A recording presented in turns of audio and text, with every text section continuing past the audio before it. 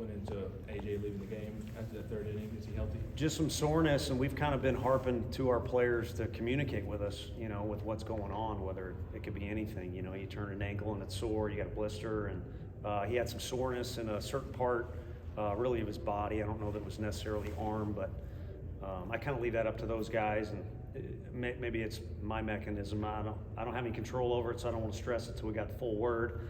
But we had enough word that it's better off kind of taking him out of the game and giving the ball off to Stom there.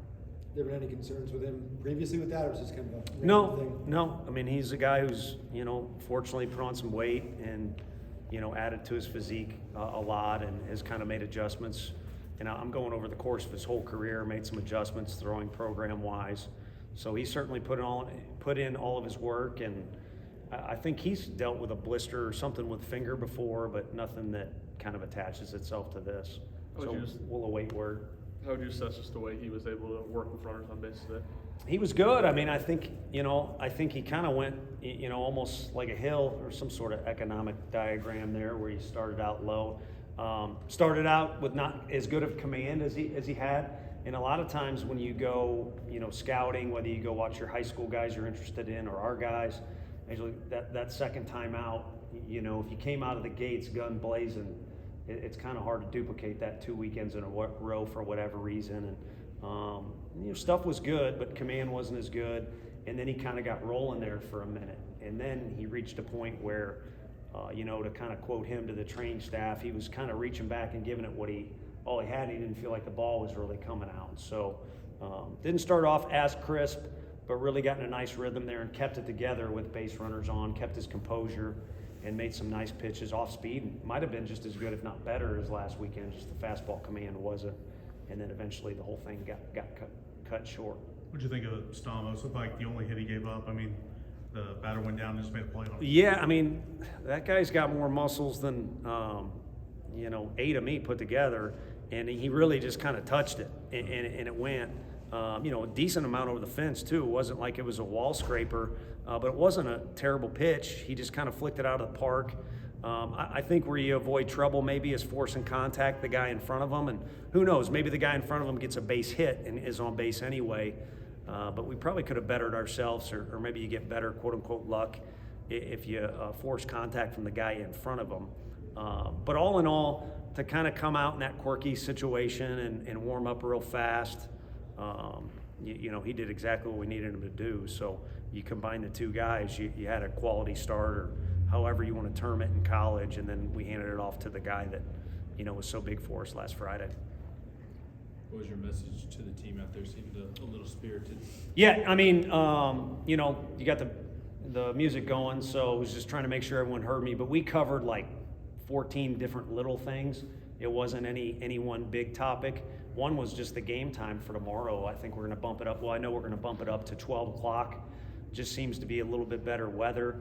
Maybe that way our guys can eat and shower and not rush to the basketball game if they're going to go check that one out. But in all seriousness, our focus will be on the game tomorrow, and we want to make sure we get a play.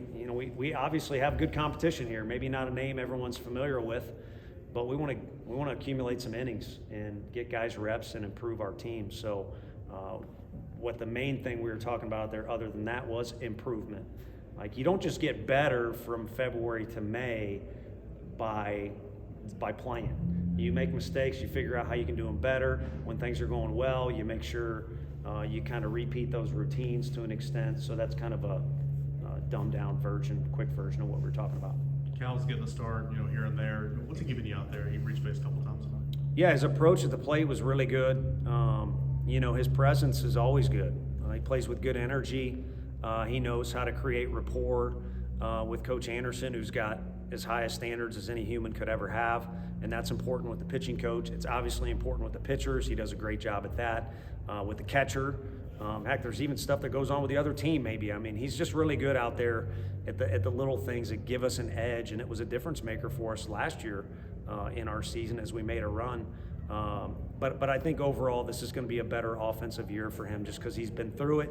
He knows what it looks like, and I think he's got a more mature approach to the plate, and that showed today.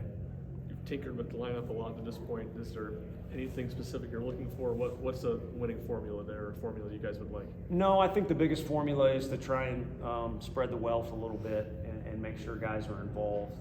And I think for us to know what exactly is the best lineup, or even for you guys, because there's a lot of you guys that put in, like yourself, put in a lot of time following our team and watching practice. I think for anyone to be like, man, that might be it right there, like use those 9 guys and maybe righty lefty match up this one spot, and maybe this guy's a pinch runner. I think we would need everybody healthy, and we would also need a fair amount of repetitions. There's some guys there whose stat line, doesn't look as good as it will look by the end of the year, just because there's not a big enough sample size. So, right now there is a rhyme or reason more times than not, but sometimes it's like, let's just try this, or let's try and get this guy, bumped up in the repetition category. So hopefully we can utilize the rest of these non-conference games to do that. What's behind Simo Surge into the season? He drove both ways tonight, found a walk. He continues to stay hot. Yeah, I think he's progressed, physically and mentally since he's been here. I mean, it's easy to see in the uniform, but also he's kind of done that mentally. And then I think as far as his swing goes, I think he's using his legs a little bit better. But other than that, it's a lot of repetitions, and you got a guy that has now played in Omaha. He was a big part of what we had going on the year before, only as a freshman. Went out and played with Team USA against phenomenal competition and the best players in the country. So I think a lot of that is in his back pocket right now and working for him as well.